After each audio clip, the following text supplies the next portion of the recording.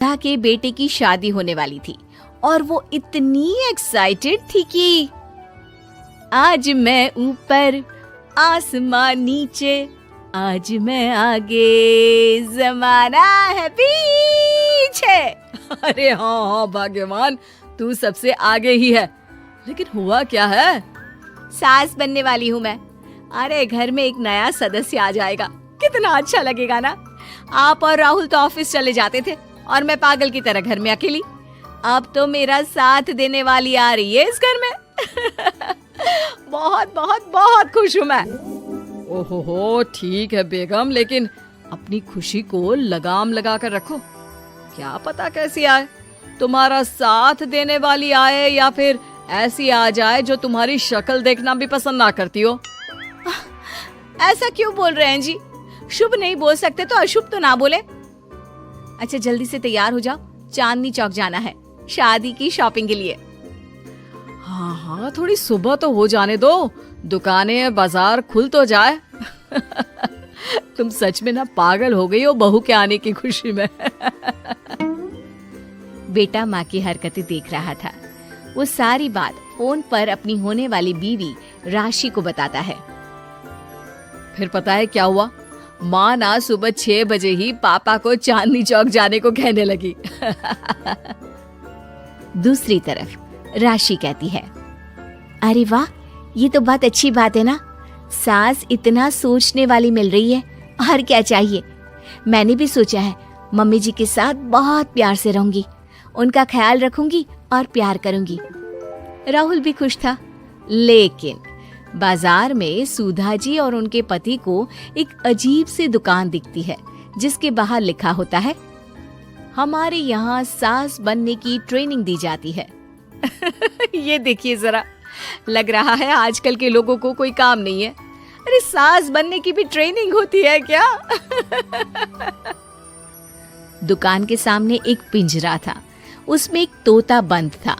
सुधा की बात सुनकर तोता बोल पड़ता है, अरे नादान औरत, अगर सास सही तो पूरा घर सही रहता है, परिवार बंधा रहता है और आने वाली जनरेशन संस्कारी होती है। लेकिन तू क्या समझेगी? जा जा आगे जा।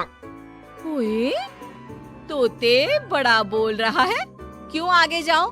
मैं नहीं जा रही। देखा देखा, तेरे जैसी औरत को तो सास बनने की ट्रेनिंग लेनी ही चाहिए। निकाल 1000 रुपये और जान दर, नहीं तो पूरी जिंदगी रोती रहेगी। सुधा को तोते की बात में दम लगता है। ए जी, निकालो ना जरा 1000 रुपए। अरे पागल हो क्या? जानवर की बात में आ रही हो? किस पागल आदमी की सुन रही हो, जिसे ये भी नहीं पता कि तोता जानवर नहीं पक्षी होता है। चलो निकालो 1000 रुपये और अंदर जाकर सास के रूप में जीवन को सफल कर लो। हाँ जी, बात तो ये सही बोल रहा है। कहाँ मैं आपकी बात में आ रही हूँ? मैं तो अंदर जा रही हूँ, 1000 रुपये दीजिए। पति क्या करता, बीवी की आज्ञा सर आंखों पर। लेकिन जैसे ही सुधा अंदर जाती है, सामने कई औरतें पहले से ही बैठी होती हैं। मेरी पहली बहू के वक्त मैंने इतना नहीं सोचा था, और आज वो मेरे सर पर चढ़कर नाचती है। गुरुजी, कोई उपाय बताए। तभी गुरु की नजर सुधा पर पड़ती है और वो आंखें बंद कर लेता है। तू पहले भी मेरी दुकान के सामने से होकर गई थी ना, तब क्यों नहीं आई? औरत जो कि गुरु के साथ मिली हुई थी। महाराज, तब पता नहीं था कि सच में सास बनने की भी ट्रेनिंग लेनी होती है। लगा था घर में कोई सदस्य आ रहा है जो सारा दिन मेरे साथ रहेगी, लेकिन ऐसा तो कुछ भी नहीं हुआ गुरुजी। चल फिर पैकेज लेकर 20,000 वाला कल से आ जाना।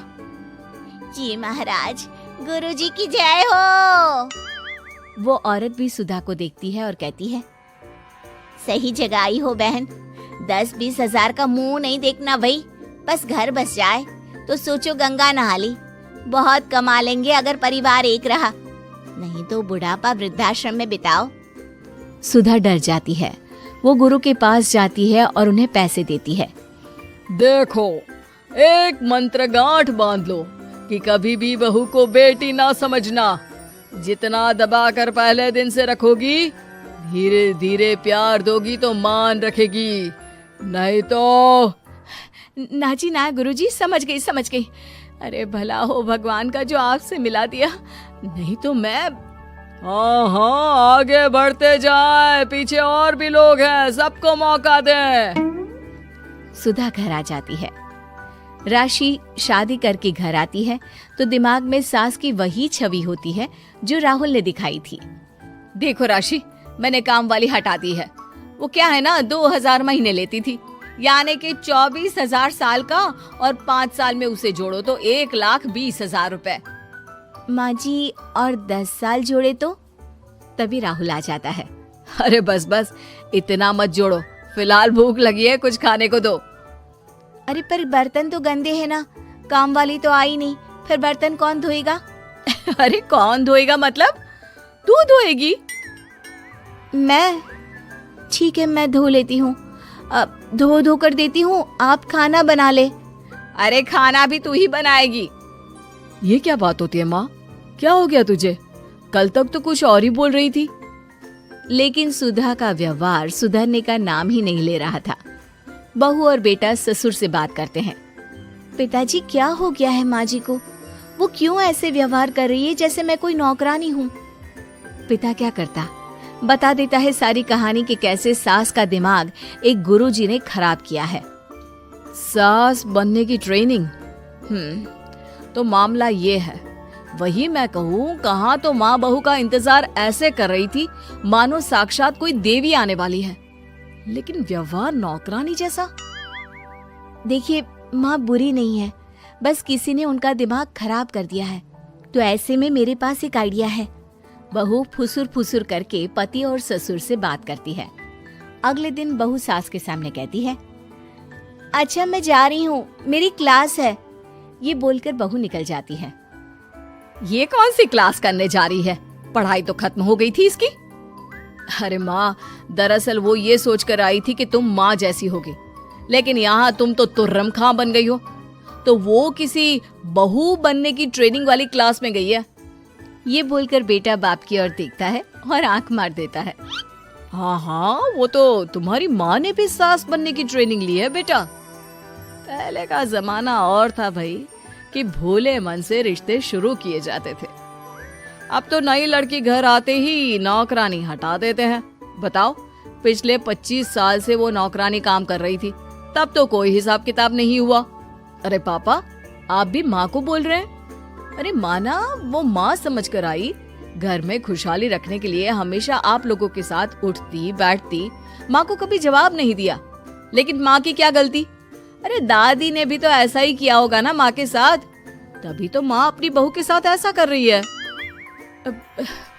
नहीं, वो तो बहुत अच्छी थी। मेरे आने के बाद तो उन्होंने खाना बनाने वाली भी रख ली थी।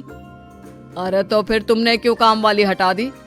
किसी के कहने पर अपना घर खराब कर रही हो तुम सुधा। अब बहू भी गई है ट्रेनिंग लेने, पता नहीं क्या सीख कर आएगी। नहीं, मैं अभी जाकर उसे ले आती हूँ। तभी बहू वहां पर आ जाती है। नहीं माँ जी, मैं कहीं नहीं गई थी, मैं तो सिर्फ आपके लिए ये नई साड़ी लेने गई थी। अब तो सब ठीक है ना?